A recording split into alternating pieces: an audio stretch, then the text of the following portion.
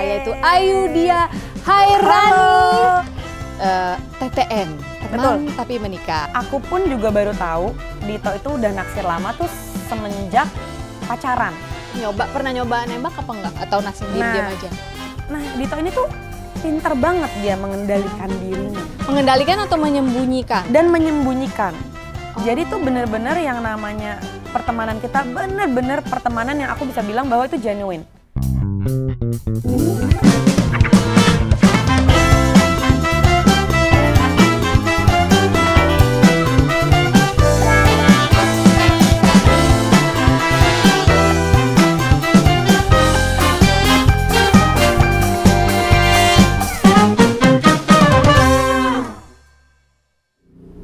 Gue mau kayak lo nih, gue gak sanggup. Orang kayak gak punya beban lo gitu ya? Gue gak mau pacaran dulu, gue mau yang kayak lo gitu, aku bilang gitu kan. Dia langsung, hah? Sigap, waktu itu langsung bahkan sampai nyamperin dan lain-lain segala macam, kita nge-hangout dan lain-lain lah. Terus tiba-tiba dia malah langsung ngaku, gue suka sama lo, cepet banget, jadi kayak dudut-dudut gitu. Tapi tahu nggak alasannya kenapa Mbak Sofi? Karena aku tuh setiap putus nggak pernah nggak lanjut. Oh selalu ada space buat dia menata. Iya, sampai akhirnya aku bilang kayak, gue mau kayak lo nih, gue gak mau pacaran dulu, gue mau free spirit kayak lo. Dia langsung takut keduluan sama orang lain. Dia ngaku lah. Di situ akhirnya ketemu lagi, ya udah penjajakan dan segala macam. Nah itu nggak bete, malah lagi ngomong gitu terus malah aku suka sama kamu. Elah bang, tunggu dulu dikit napa gitu. Nah, pas pada saat itu aku bilang sih kayak, anjir apaan sih lo gitu. Tapi lucunya dia memang gak nanya. Itu pinternya Dito tuh kemarin. Gimana maksudnya? Jadi dia gak nanya, dia kayak, gue suka nih sama lo gitu. Tapi gak usah jawab, gitu langsung. Jadi kan gitu, mau bersilat gini. Gak jadi. Gak jadi, kok gue gak boleh harus jawab gimana? nih gitu kan. Kok gue gak boleh ngomong. Terus ya udah, pinter. Jadi karena gue gak boleh ngomong, jadi gue yang jadi kalut sendiri. Maksudnya kita yang kayak, gimana nih. Maksudnya sampai apa kita yang bingung, sampai akhirnya jadi kita yang pengen kayak tumpahin semuanya. Sampai aku bilang kayak, gimana ya, Dit gimana ya, terus ya udah dia WhatsApp juga kayak, kenapa lo gitu. Enggak apa-apa, jadi aku yang salting. Gimana nih, mau ketemu tapi kok gimana ya, aku bilang gitu. Gak apa-apa, udah ketemu aja gitu. Ya udah ketemu, cuman ya itu bener. Mungkin karena emang base-nya udah genuine, jadi pas ketemu lagi deg-degan dikit. Tapi abis itu ya udah langsung. Tapi ada deg-degan? Ada banget. Lah kan aneh ya, dia kan ada kenal dari banget. SMP, sahabat lo bro, terus tiba-tiba kok iya ada deg-degan? Tapi ada sih, maksudnya ada? ya mungkin emang meant to be-nya aja sih. Nggak, jadinya dapat deg-degannya itu gitu. Iya, tapi karena selama ini kan berada di bawah judul besar teman tapi menikah, aku selalu berpikir nggak ada deg-degannya, berarti masuknya halus gitu. Tapi ternyata kalau masih ada deg-degan, itu malah menurut aku keren, karena kan keluar dari bentuk teman, merasakan deg-degan dulu gitu kan. Kalau nggak ada deg-degan malah agak takut. Deg-degannya deg-degan banget sih tapi. Banget. Takut apa waktu itu deg-degan? Nggak, kayak salting aja kayak gimana ya gitu. Geli. Maksudnya kayak ternyata ada dan ya berasa gitu. Itu berapa lama berarti pacaran sampai akhirnya ngomongin nikah? Karena kayaknya kalau melihat modelannya si Dido nih ya, dia kayaknya pemikirannya kayak bikin proposal bisnis deh. Jadi kalau kayaknya belum panjang. Iya, jadi kalau belum yakin nanti bisa ini outputnya, tar dulu gitu, nunggu timing. Kalau untuk bisnis iya sih dia, cuman kalau untuk kayak begini-begini enggak sih. Enggak, justru kemarin kita tuh cuma menyiapin pernikahan itu dari pacaran sampai nikah aja cuma 6 bulan. Wow. Secepat itu. Iya, dan kata orang-orang nih ya, kalau udah tahu itu jodohnya jalannya kebukanya bek gitu ya. Mungkin. Nggak, tapi akhirnya ketika setelah ngomong gitu, terus akhirnya gimana nih, mau ketemuan mau enggak? Omongan pertama kali untuk, ini nggak pacaran ya Dido, ini buat sampai nikah gitu, itu gimana? Nah, pas pada saat nentuin itunya sebenarnya pas dia bilang gue suka nih sama lo, tapi lo nggak usah ngomong ya gitu. Ya udah pas ketemu, akhirnya aku juga bilang sih, gue juga sih suka gitu. Maksudnya karena memang aku pun juga akhirnya mengakui sama dia bahwa gue juga dulu cukup mengagumi lo sih, maksudnya sebagai orang ya. Dan aku pun juga mengakui bahwa rasa kekaguman aku pun juga bukan yang kayak dia ganteng, pengen deh menjadi miliknya gitu. Kan ada tuh yang kadang-kadang gitu ya. Nah, sama dia tuh aku nggak kayak gitu. Lebih ke apa? Kekagum, jadi kayak pinter ya dia nyari uangnya, pinter ya dia fight, lebih kayak gitu. Dan pas dia main percussion tuh maksudnya emang, ih bisa juga ya nih anak, maksudnya tekun gitu loh. Bener-bener dia udah tahu maunya dia apa, dia bisanya apa, dan dia cari itu untuk mencari nafkahnya sendiri gitu. Jadi lebih ke kagum as in malah sosok gitu loh. Ya, as a whole package. Iya. Bukan yang aku gimana ya rasanya kok jadi pacar percussionist, bukan gitu ya. Bukan. Jadi kayak oh ini mungkin ada similarity di situ gitu, karena dia pun juga mengagumi aku bukan sebagai cewek yang seperti mungkin dia anjir cakep nih, cantik nih, seksi, bukan kayak gitu. Jadi mungkin klopnya juga di situ. Ya udah akhirnya pas pada saat ngomong gitu ya udah nggak lama dia juga langsung bilang bahwa kayaknya serius aja kali ya daripada gitu. Maksudnya toh kita juga udah kenal, ya udahlah langsung ke keluarga aja, udah habis itu smooth. Keluarga nggak ada yang kaget juga? Lah ini bukannya temen SMP lo itu? Kaget. Karena kalau untuk ke keluarga kita juga cukup dekat. Mamaku juga tahu Dito, ibunya Dito pun juga tahu aku banget, jadi kaget banget. Bener-bener kaget. Nggak ada salah satu dari kakak-kakakmu yang I knew it, gue udah tahu, nggak, lo pasti berakhir sama dia. Apa semuanya kaget? Semuanya kaget. Semuanya kaget. Dan kalau kakak-kakakku, dan lucunya lagi ya, jadi tuh kakak-kakakku tuh malah lebih sering ketemu sama Dito. Jadi Dito tuh sering banget live PA. Dan kakak-kakakku tuh sering banget hangout. Dan mereka tuh beredar banget, jadi kayak pas pada saat mereka tahu aku mau nikah, I knew it, yes I knew it. Cuma kayak lebih kayak what dulu, kayak what gitu.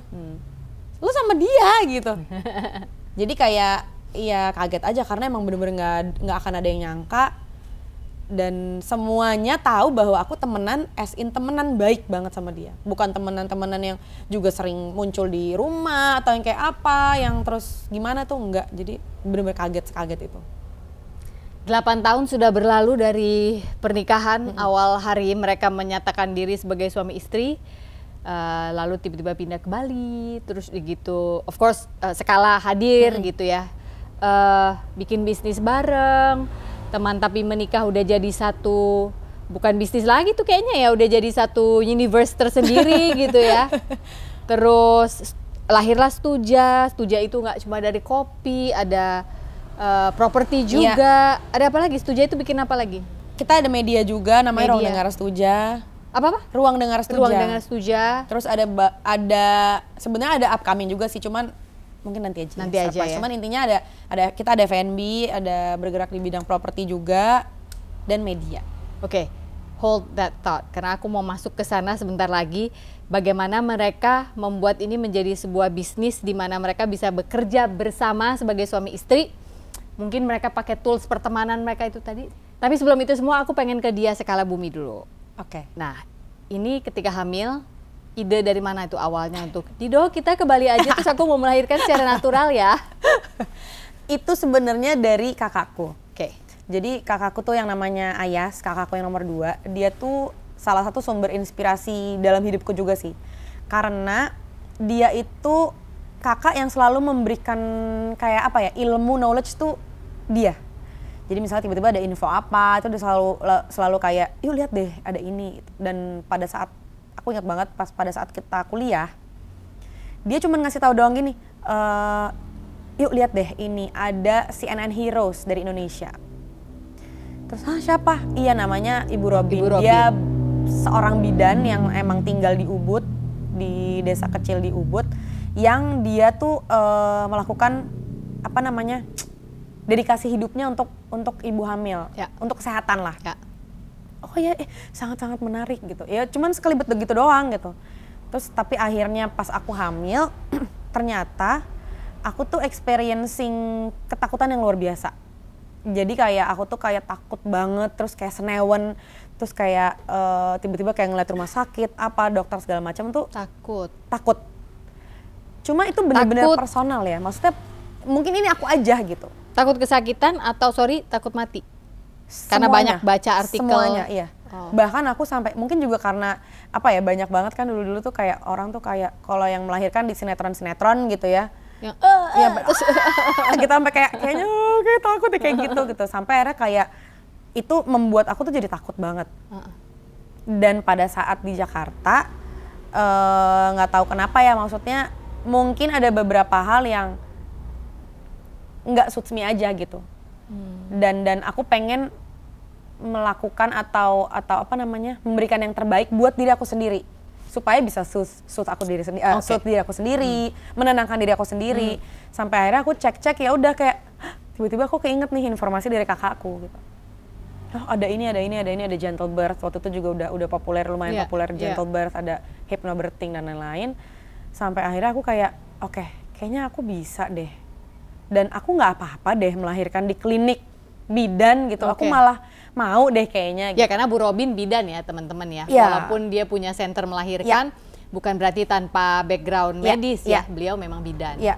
Dan pada saat aku baca-baca artikel dan lain-lain, aku juga mikir, kayaknya aku memang mendingan kayaknya surrounded by sama perempuan-perempuan deh.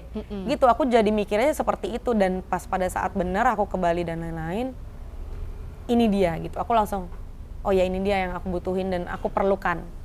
Keluarga nggak ada yang protes tuh kan? Pada saat itu belum terlalu. Ada banget, ada banget. Apa sih? Kok gini, nanti gimana ininya, nanti ini gitu. Ada banget. Tapi ya itu makanya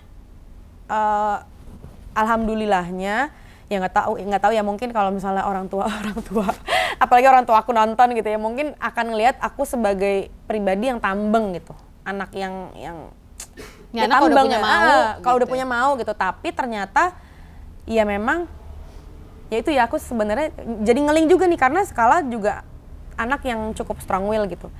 Jadi aku kayak oh maksudnya tuh ini ya. Jadi kita tahu apa mau kita dan kita ambil keputusan itu. Setelah pun nanti keputusan kita amit-amit salah, kita juga nggak akan nyalain sih. Yang penting gue udah coba. Karena kan kita udah memutuskan itu gitu. Ngomong sama Dito waktu itu gimana? Aku mau ini deh Dido lahiran kayak gini. Dia orangnya cukup apa ya? Sangat-sangat ya udah, maksudnya yang bikin lo enak, yang bikin lo nyaman, go aja gitu. Nah enak tuh ya kalau punya pasangan hidup yang bisa. Dia sangat-sangat kayak gitu. Mengatakan itu. Dia sangat-sangat kayak gitu. Tadi kamu sempat bilang kamu strong willed ya. Terus aku akan tanya nanti sih di belakang, tapi jadi keinget karena sempat lihat ada di feednya si Dito posting project terbaru mereka yang namanya Sunrise Sunset Project. Dimana ini adalah kelompok musik, isinya 4 orang. Kamu nyanyi juga kan di situ. Terus ada satu lagu yang judulnya Api. Terus sempet si Dito tuh ke video terus gini, si Api lagi nyanyi gitu, lagi syuting atau apa gitu. Itu maksudnya dia dengan Api. You always have some sort of fire yang harus bantu aku tuntaskan, kalau nggak aku gila nih. Karena kalau aku lihat, masa sih dia yang Api, perasaan Dito yang nggak bisa diem deh. Dia yang Iron Man lah, dia yang entah tiba-tiba lagi jet ski di mana, surfing di mana. Jadi kayak gimana sih maksudnya? Gimana sih gitu ya, maksudnya yang terjadi sebenarnya gitu.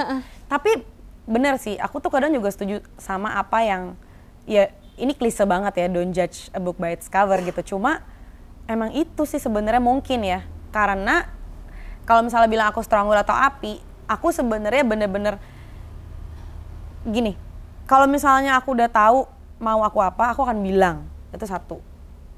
Terus yang kedua, apapun itu istilahnya kayak ekspresi atau misalnya reaksi dari sesuatu, aku pasti akan mengungkapkan, mengekspresikan. Pasti? Pasti. Bahkan malah justru Dito yang kadang nggak mengekspresikan. Oh ya itu udah terbukti dari SMP Naksir Diem Aja kok. Iya kan? Iya. Tapi covernya dia ekspresif. Oh oke. Iya kan? Jadi ininya nggak jalan, ininya jalan. Aku diem gini, tapi pengen gini, Oh, iya. Maksudnya dalam artian kayak diem, tapi aku bilang kalau ada apa-apa. Kayak bentar-bentar, ini maksudnya gimana ya gitu. Maksud aku tuh bilang, hai, halo, hai Skala. Mukanya sayu banget. Jadi kamu akan ngomong. Dan mungkin karena Dito tidak ekspresif, jadi kan aku kayak Woi, ayo berekspresi gitu. Jadi ya Api akhirnya, karena ya ini ayo woi ntar gimana nih, gue mau baca lo gimana gitu. Apinya itu lebih ke apa, kayak langsung pikirannya penuh, pengen ini harus gimana caranya Dito gitu, atau apa? Enggak sih, sebenarnya kalau Api itu aku bikin, jadi gini, si Api ini yang bikin liriknya aku. karena memang aku menggambarkan diri aku sebagai Api. Sebenarnya ini nih lirik ini aku ceritain pas pada saat aku hamil. I see. Karena hormonku bergejolak dan diri aku yang kalau ada apa-apa nih mau ngomong dan lain-lain. Akhirnya ya aku sebenarnya agak a bit lose control pada saat hamil ya. Cuman kalau untuk kayak hari-hari biasa kayak gini sebenarnya nggak Api sih. Nggak Api. Tapi intinya pada saat lirik itu dibuat, aku memang referring tuh pada saat aku sama Dito nih lagi punya skala waktu itu. Oke. Lagi hamil skala ya. Dan aku bener-bener nggak bisa mengontrol sampai akhirnya kayak aku ngerasa kayak tapi sabar sih Dito. Maksudnya lu sabar sih nanggepin gue gitu. Sampai sekarang ngomongnya masih lu gue ya udah suami istri? Masih kadang-kadang. Nggak kamu? Enggak. Oke. Jadi antara kalian lu gue? Nggak tahu sih, kita tuh aku ngerasanya kita tuh selalu bisa switch aja sih. Mbak Sofi, jadi kayak se-comfortable itu ya? Iya, kita bisa switch kadang-kadang kayak sayang, terus habis itu geli gitu kayak apaan sih lo, tapi mesra-mesraan juga bisa. Tapi aneh banget ya. Aku nggak habis pikir soalnya habis sayang, udah geli ya gitu, aku bingung. Tapi iya, tapi habis itu switch tiba-tiba ke temen dan bahkan ke bisnis profesional pun bisa banget. Jadi kayak oh bisa ya, jadi ya udah apa yang bisa dilakuin sama kita berdua, akhirnya kita go terus. Tapi kalian pisah-pisahin nggak? Maksudnya di atas jam segini, Ca, nggak ngomongin bisnis lagi ya? Udah lo sebagai istri gue enggak gitu? Enggak. Random aja kadang. Lagi sayang-sayangan tiba-tiba, gue punya ide gini kan agak kesel juga ya. Maksudnya ntar dulu kenapa gitu? Nah tapi nggak tahu kenapa ya, kita tuh berdua serandom itu. Jadi kadang nggak masalah. Dan kadang tiba-tiba lagi pop. Kayak kemarin tuh lagi sahur gitu, tiba-tiba kayak aduh baru inget lagi gitu, edit jadi gini loh pembahasan investasi yang ini. Terus kayak ya udah tiba-tiba dia juga jawab gitu, dan dia nggak pernah, aku juga baru sadar sih, dia tuh nggak pernah yang kayak bentar-bentar aku nggak mau bahas ini dulu, tuh nggak pernah. Selalu akan ya. Nggak pernah kamu dianggap mengganggu satu momen, kamu juga nggak pernah anggap dia mengganggu sebuah momen? Nggak pernah. Jadi nggak apa-apa? Nggak apa-apa. Paling bukannya mengganggu, cuman emang dia nggak denger aja. Maksudnya gimana? Jadi tau kan, yang kayak, jadi tuh ini kita udah panjang lebar, terus apa gitu, jadi kayak ya paling nggak denger aja. Cuma kalau untuk emang ganggu atau apa sama sekali. Kayaknya laki-laki pada umumnya kalau betul. Kadang-kadang sampai kalau udah cerita gue, terus habis itu dinosaurusnya datang loh, terus gitu digigitin tuh satu kucing-kucing. Oh, apa tadi? Kan lo nggak denger kan gue ngomong, sebel banget. Bener. Gitu. Oh, oke. Gila ya, luar biasa ya. Oke. Aku akan menjadi seperti kebanyakan orang Indonesia dengan pertanyaan kepo saat ini. Ini dong kayak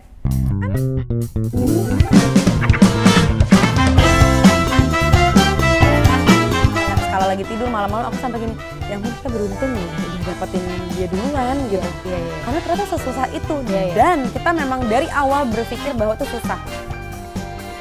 Berarti kan Skala tuh umurnya udah mau 7 tahun. Ya.